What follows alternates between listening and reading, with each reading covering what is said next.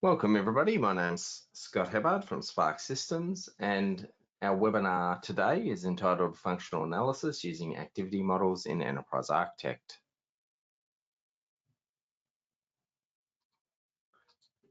So the agenda for today, we're going to discuss how to submit questions. Then I'm going to hand over to Nithya that's going to do a demonstration of functional analysis using activity models in Enterprise Architect. And we're using Enterprise Architect 16.1 today, which is really exciting. So if you're not aware, have a look at the Sparx Systems website and you can download the latest version of Enterprise Architect 16.1 and have a look at some of the new features there.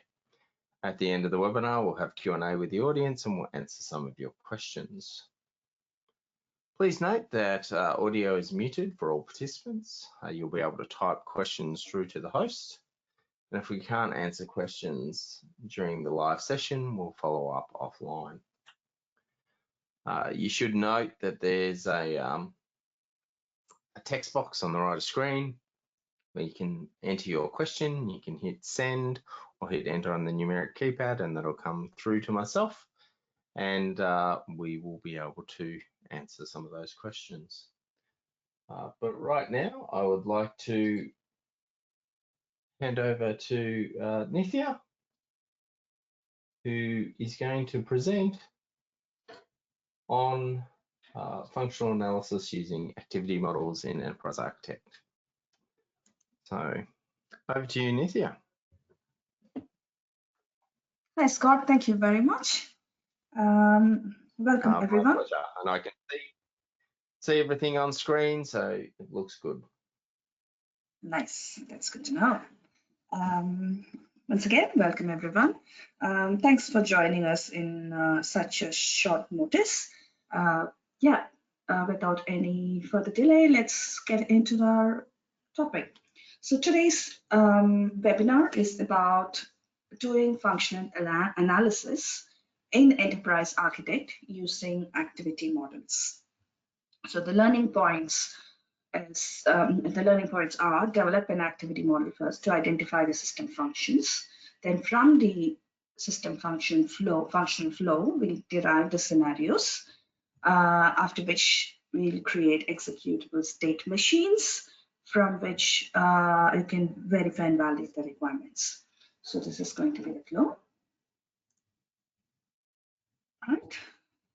Let's jump into the Enterprise Architect model.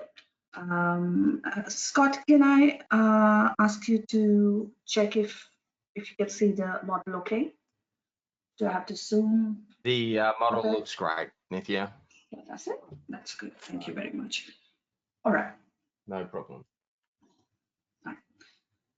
So let's jump into the first. No, so here is activity flow, which is basically the flow of basically the workflow of how to do functional analysis using activity models. This is referenced from the Agile Model-Based Systems Engineering cookbook by Dr. Bruce Powell Douglas. Here, first of all, you need to identify use case. What is your problem? And from the use case, you describe it and identify what are all the actors and systems that are that are going to be developed, the systems that are going to be developed, and then you define the execution context. Okay, for what am I solving here? And from the execution context, you take that system and identify the functional flows of the system, from which we can derive the use case scenarios. And you can see. Just like my earlier systems engineering webinar, where we used functional analysis using scenarios, the flow continues. Create the boards and interfaces in execution context, then the executable state machines are created and the requirements are validated, after which we establish the traceability and perform the requirements review. So all of the flow is similar to what we did in our last webinar, except for that we first identify the functional flows from which the use case scenarios are derived. So what is the difference between these two? For those who have missed seeing my last webinar, it's there on our website and also on the YouTube channel for Sparx Systems. You can go and check it out, please. So there are situations where our focus is not the interactions between systems. It is basically we have to find out what is the system, what is the system doing, what are the different parts of the system, how's the control flow happening. So this is the most favored way of doing functional analysis. That is where the activity model comes into play. You start by creating an activity model, and then you generate the or derive the use case scenarios. So now I will open the use case model. This is a high-level use case model, and we have to identify the use case for which we are going to do the analysis. For our example, I've selected this control resistance. As I said earlier, this example is from my previous webinar, where the system is basically a simulated environment for bike riders. So there is an electronic bike, which is just a static one, not on road. And there's this training app that is being developed. That is the whole idea. And for the training app, how do we, identify the scenario and then gather the requirements, verify the requirements, and validate the requirements. That's what we're going to do. So control resistance is the use case that we have identified to work on. As you can see in the notes, the purpose is to control the resistance presented to the rider. You can read the purpose, and the description is all in here. So what I'm going to do now is I will just expand the notes for you to read, and I will go back to my previous diagram in which the actors. So now that we have identified the use case, control resistance, what are the actors that are concerned with this particular use case? So I have the rider. Obviously, we need a rider to act on that particular system, and then there's a training application. So the training app, these are the two actors we have identified to work on for this particular example. So now we have the actors.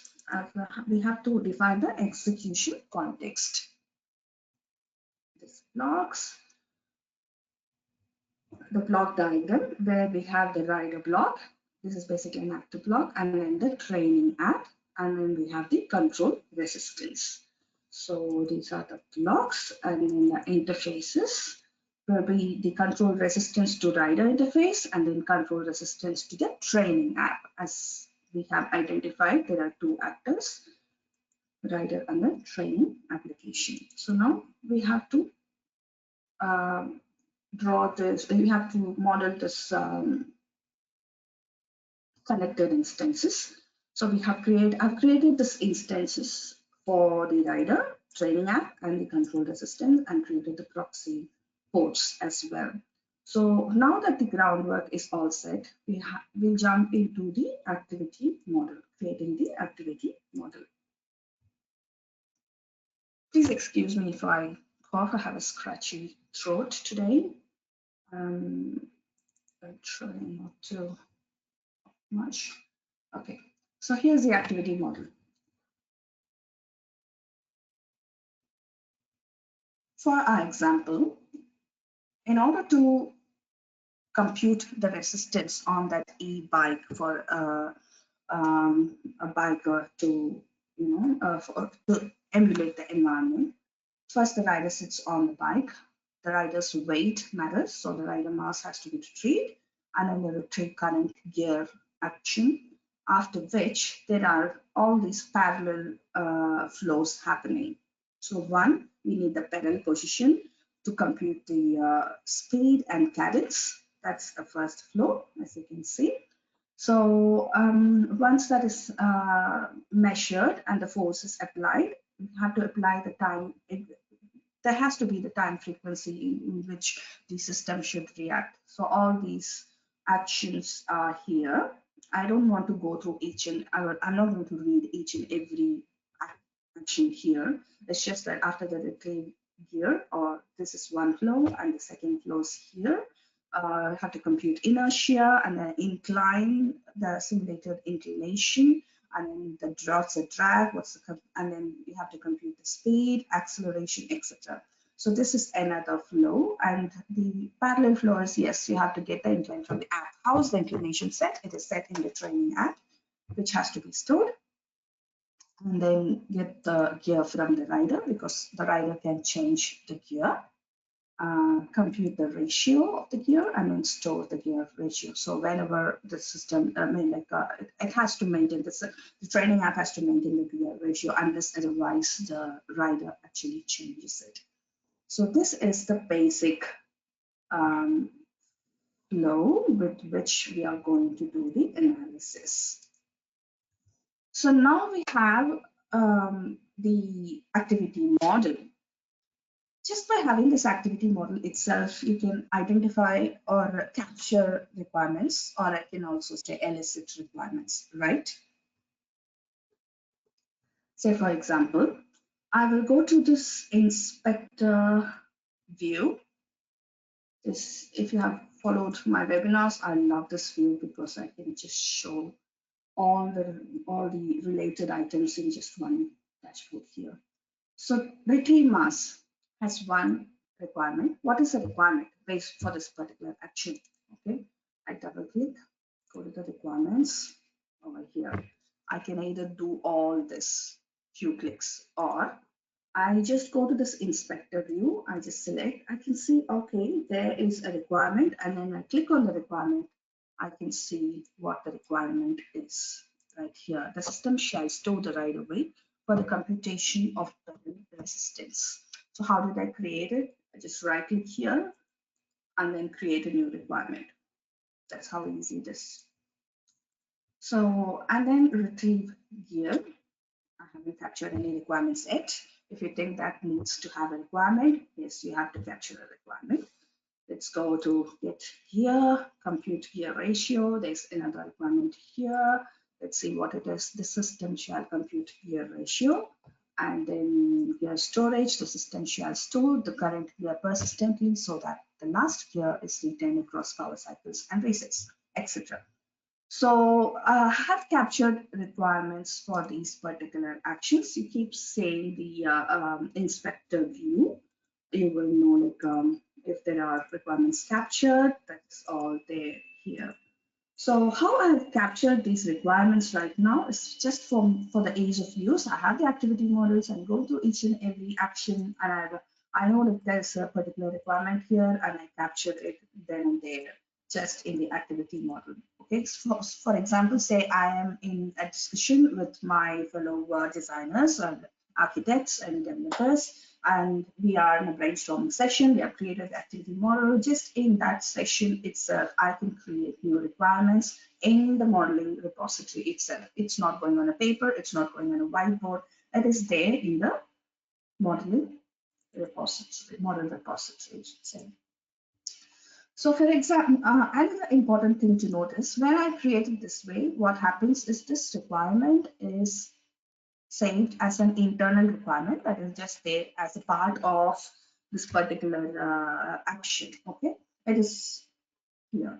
So if you want to create these requirements as a separate requirement element in the model repository, all you can do is, after verification, or you think it's okay, you can export it as a new requirement, you can move it as an external one. You select this and say this one as a external, move as external requirement. So when you do this, it pops up this particular window. It asks you for which package should I move this requirement to. Now I'm going to say under the requirements, set control resistance package, and then OK. Mind you, the requirement is still here, but what happened is it has moved to this particular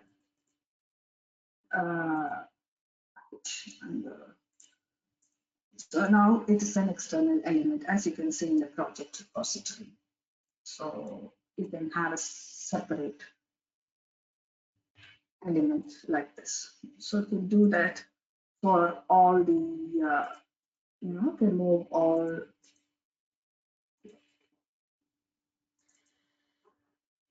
the requirements as external, if that is what you want to do. Okay. Here, external requirements, control resistance. Okay, so I'm just moving a couple just to demonstrate how to do. Okay, the other way to do is one click, not two click. Go here, third click, pick the requirement, and now I'm going to do external requirements. So whichever way you think is easy for you to remember, easy for you to do.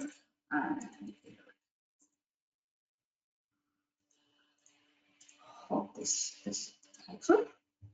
So for now, I will move on to the next part of the webinar. So we have this model that captured some requirements. And as I have decided, I moved some of the requirements as external requirements. So this is the activity flow. Okay.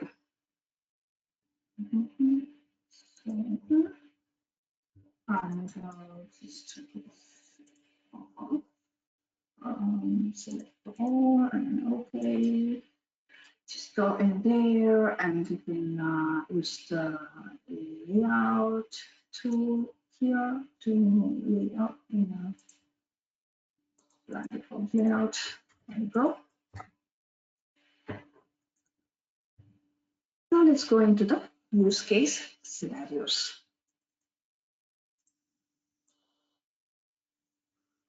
So there are three parts here. One is the main scenario where we compute the resistance. We have the active rider, training app, and the control resistance. These are the interactions between the actors and the system here, and the instance here. They create the mass, they create the current here, and then there's this another scenario, process pedal inputs and execute physics model that we'll see shortly. And then in the loop, it goes set incline and store incline. If inclination changes, it has to be changed and set. And then set gear, compute gear ratio, and store gear ratio. So this happens in a loop. Moving on to the process pedal inputs. There's the rider again and the training app and the control resistance. Our focus is only these two actors and the control resistance use case. So again, in the loop, what happens? These two are parallel segments. Set the pedal position, set the pedal speed, after which the pedal cadence has to be computed based on the position, speed, and resistance. And then the pedal cadence is sent to the app, so the app responds, and the app sends it to the electric vehicle, and then set measured pedal force, that is happening in parallel, apply time filter to the power, and send filtered power to the app. And this is managing the power part. So this is the process pedal inputs scenario. Next is the physics model. This is basically where the actual computation happens. So from our requirements, we know that we have to compute inertia.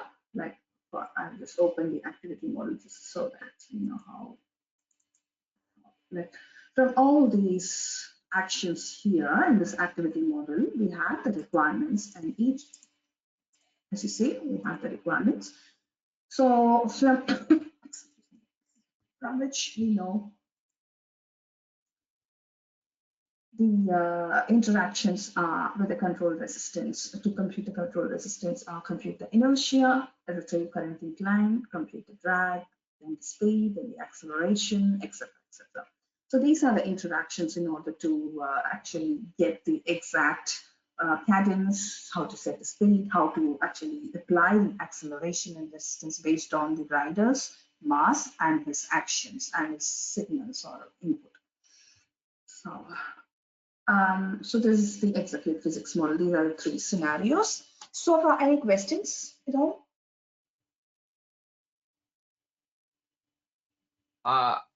At the moment, there's just a couple of questions around where the webinar will be made available.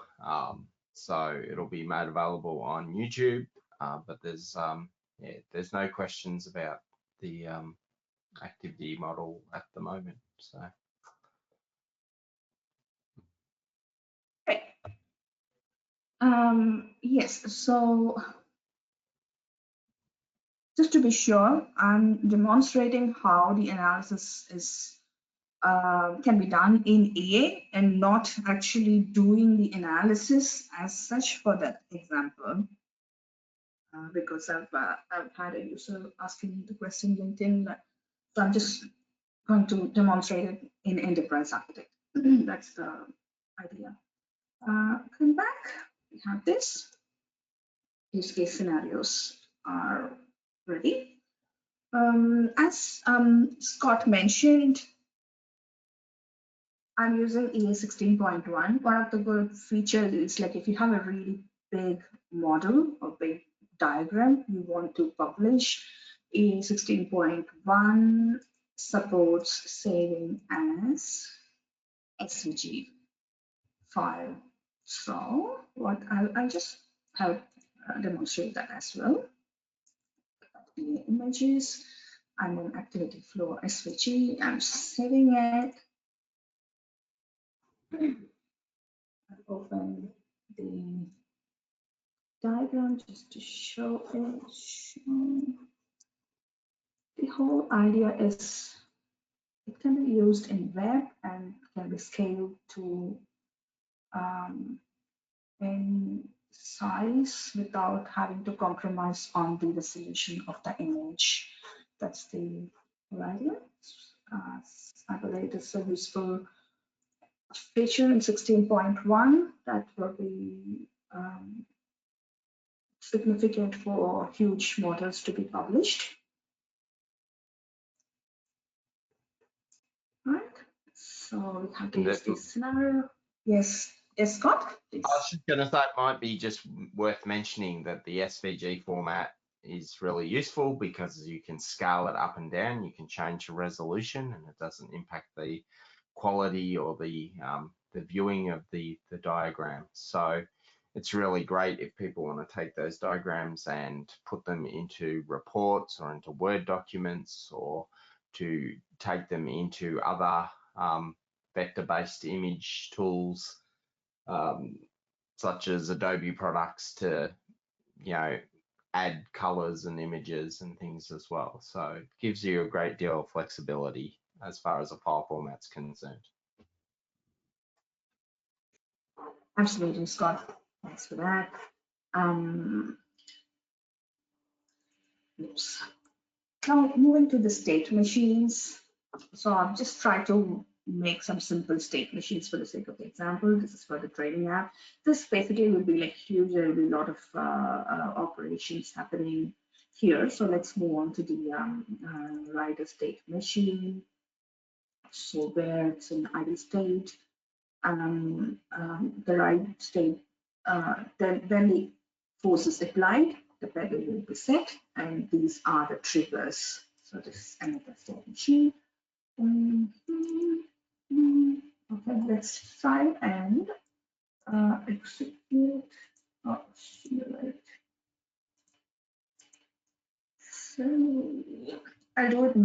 I'm doing a manual execution. Once the formula is all set, you have the numbers, you can do a proper simulation to check whether the system is working as it should, this model is working as it should. So let's say I have to go into the set incline mode, and then goes to the set incline mode, then say go to the operating mode, goes to the operating mode, set here, works good.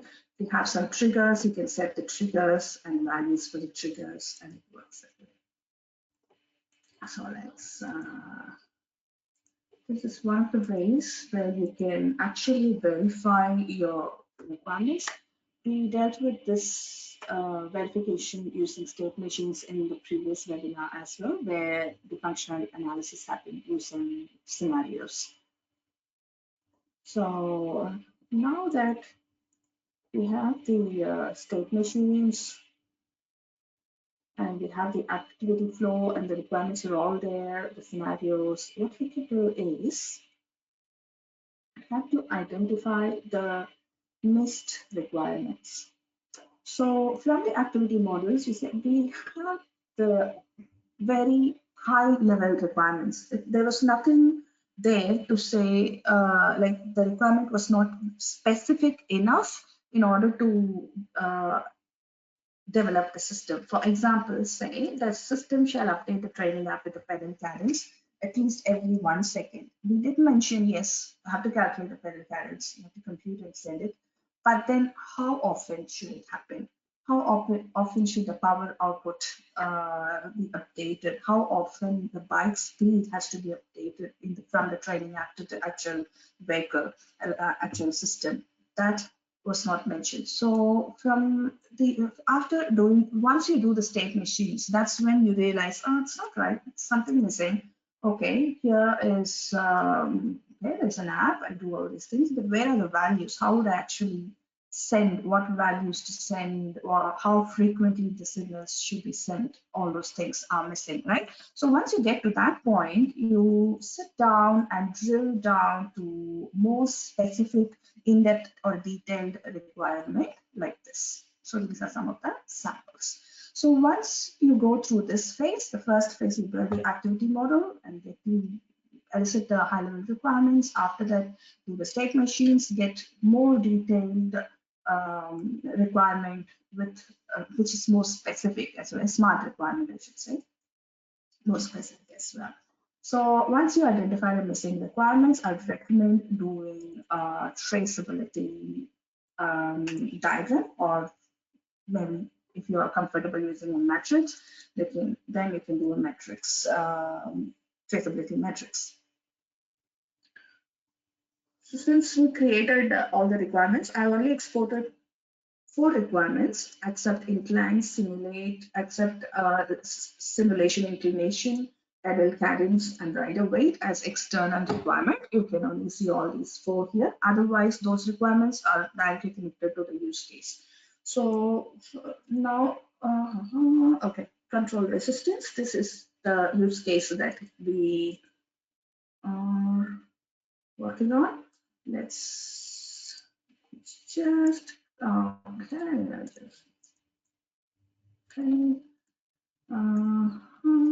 I'm just creating a trace relationship between those elements. So now we have established traceability as well. This is a very important step in order to manage the complexity of the systems models, because it's not just breaking models into different decomposing models in order to reduce the complexity. It is also important to make sure the decomposed parts are all connected and you can trace it to the requirements. So it's very important. So the control resistance, and it's connected to all these 4 requirements.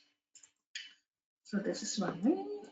Now I can see this insert related elements. This is a very I'm just create all. I don't want the actors. I just want the requirements. If you deselect this, just have requirements. Just say okay. There you go. Now we have created, basically created an impact analysis diagram just by selecting this and then say all insert all related elements. You have got all the requirements that are related to this particular use case.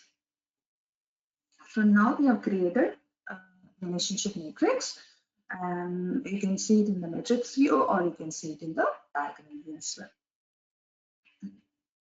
After which, let's go and do a specification document. Now we have created all these things. We have the activity flow, the requirements, state machines, etc. I want to create a document. I'm going to the final stage. Select this custom document. There are so many ways to do or publish document in EA. I'm choosing the custom document method, which is my favorite way to do because it's super simple. Just a few clicks and you get the document. Go under specification document, say okay, and document name is spec compute assistance. Okay. Yeah. Say compute assistance in this here. All you're going to do is we do not want this part. I just want the actors to be here. I will say model report. It generates it for you. You're not sitting and typing. It's just going and have to use case model. I'd say I just want this diagram. I don't want much detail. I'd say just the diagram report and have the diagram created. So, and then the execution context. Again, let's say just use the diagram. Okay. So when you update or change anything in the diagram, actually in the model, it gets updated. All you can do is to just go and refresh the custom document. It automatically gets updated. Okay, there we go. And scenarios. Just go and okay.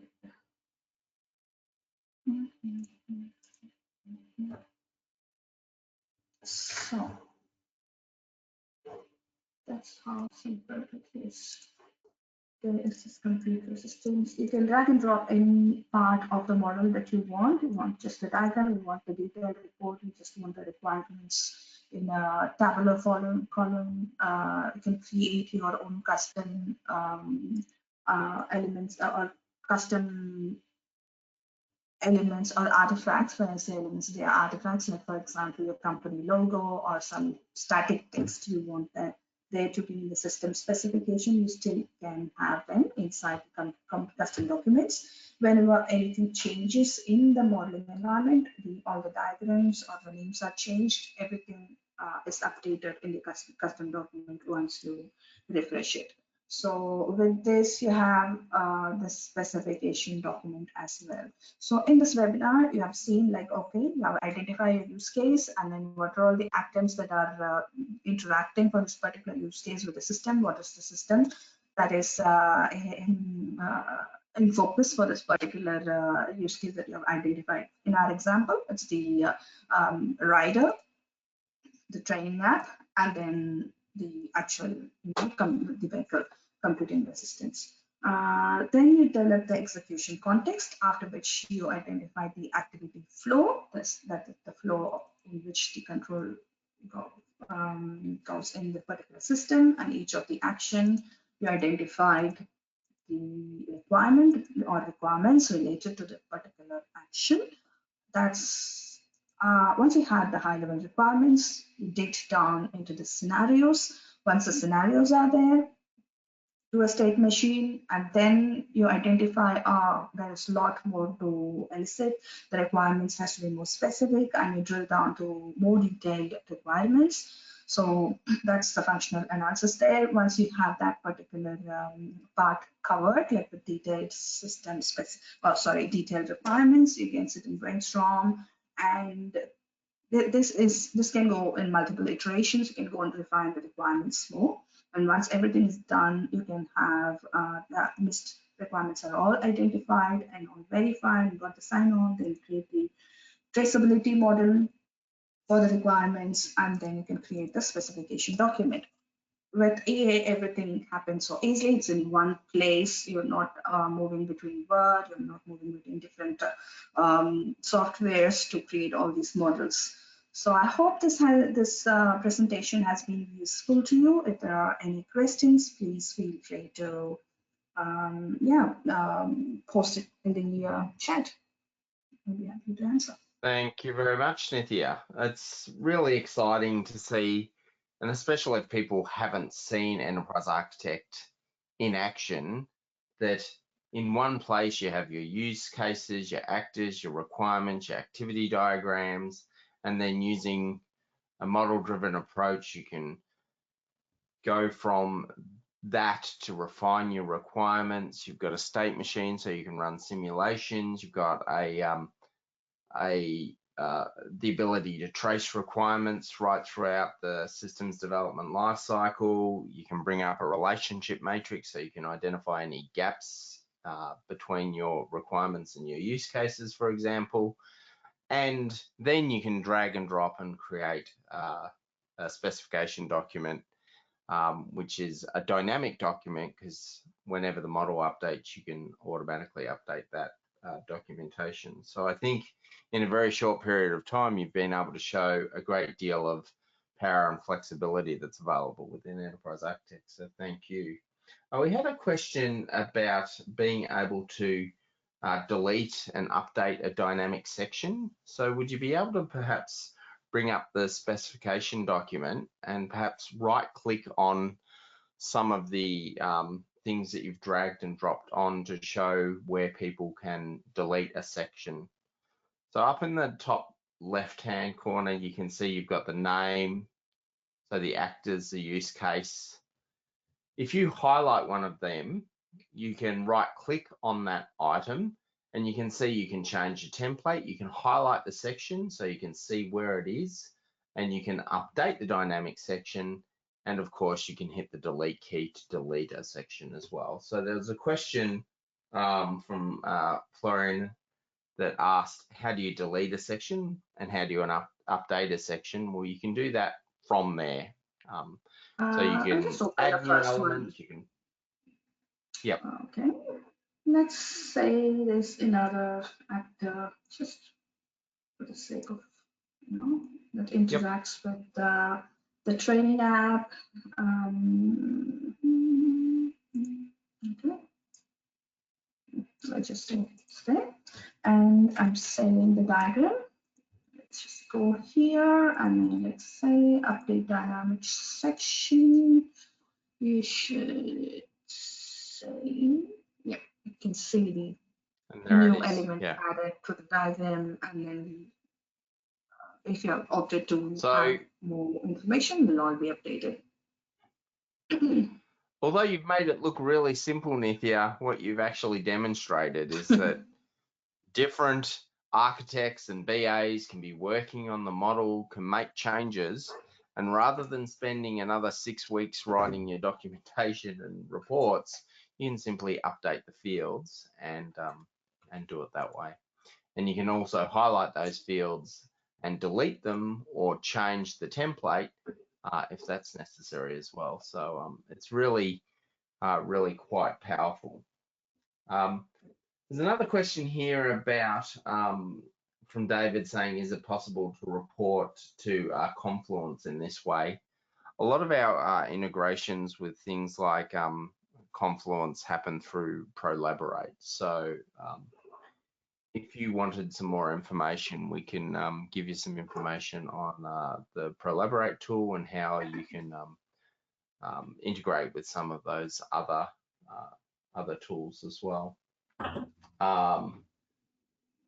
There's another question about if you wanted, like you opened a relationship matrix that was on a diagram, but how do you access the relationship matrix if you just want to start one from scratch? That's a very good question. Let me go to the trace links. Okay, so now if I want to access relationship matrix, go to design, there's this package matrix. So when you click on this, the relationship matrix opens. So this relationship matrix view you're seeing is a model level relationship matrix. So here you can select the source in the model, source package in the model, and then locate the target package in the model, and then set what type of element you are interested in for this particular matrix. I've selected the source as use case and the target as requirement, and what type of link. I'm looking at trace for this example, and then what direction. You can either use both, or source to target, etc. And once you do this, you can even save this as a profile. So I've created a UC requirement profile. So how do you do that? Just go to options and then matrix, and can publish it as PNG, meta file, etc. I can print it, or save as new profile. Since I already have the profile, I'm just going to get the current profile. Excuse me, guys. And I think So the this is one benefits way. of having that profile is if you had 20 or 30 BAs and you wanted them to always have a consistent relationship Yes. matrix, you could save the profile, you could distribute Yeah. it amongst other BAs, and that way you know anybody that would open this profile would make sure that the relationship matrix looked the same. So Yeah, yeah, absolutely. thanks for that. It's just really good to see Absolutely. that you can change the source, you can change the target, you can limit by type, you can have a single direction, both directions, and then at the end of it, you can save the profile. And under the overlay section, not that it's relevant here, but for databases, you can add a CRUD, create, update, delete, overlay, so you can add text to the relationship matrix as well, which is also quite beneficial. There was Before that, one more. Scott, sorry. Yes. I want to say one more thing. There's another way. If you're not interested in that entire model level matrix, what you can do is you can switch view of this particular. This is a traceability diagram we created, or we can switch to relationship matrix view. So now what you're seeing is only those elements that are there in the diagram. It does not list any other element that are in different packages with which you're not interested in. It's just this diagram. So with this, you can say use case, you can say requirement, and then what connector size, and just I can, if there are more elements without any trace, it will still be shown here in the diagram. If they are there in the diagram, it will still be shown here. And then you can limit to the connected elements if you want, and otherwise you can take off, uncheck this box. So this is another diagram view, or converting the diagram to a matrix view, which is very useful as well. That's it, Scott. Thank you very much. Yeah, no, that's really great.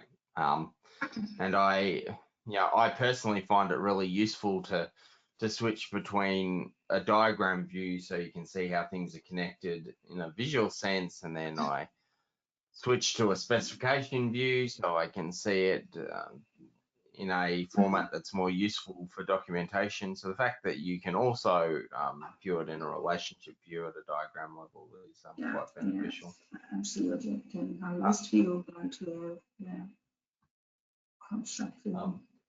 If you have any problems, you can use that. Any more questions? So that's about it for the questions. So the only other things that I'd like to say is that if you'd like to download a copy of Enterprise Architect 16.1 and not only have a look at all the features that we've looked at with regards to activity models and functional analysis, but also have a look at some of the new Enterprise Architect 16.1 features, it's available from sparxsystems.com. One of the very first questions was, where can I get a hold of it? We usually try to make the webinar available on YouTube within 24 hours on the Sparx Systems YouTube site. So if you just do a Google search for Sparx Systems YouTube, it'll be listed at the top, and there are hundreds of other webinars and videos, including a range of really interesting videos from a recent EA Enterprise Architect Summit, all listed on that site. And we usually take about a week to get the model and the Q&A prepared and put up on the Sparx Systems website. So that's it. I'd encourage everyone to visit sparxsystems.com to try out Enterprise Architect 16.1 if you haven't looked at it yet. And I'd like to thank everyone for their attendance, and thank you very much, Nithya, for a very comprehensive and detailed presentation, which really helps showcase the power and flexibility of enterprise architecture. So thank you very much for your time tonight. My pleasure, Scott. I'm happy to present the webinar. I hope it was a useful one. Thank you all. Thank you. Bye-bye. Bye.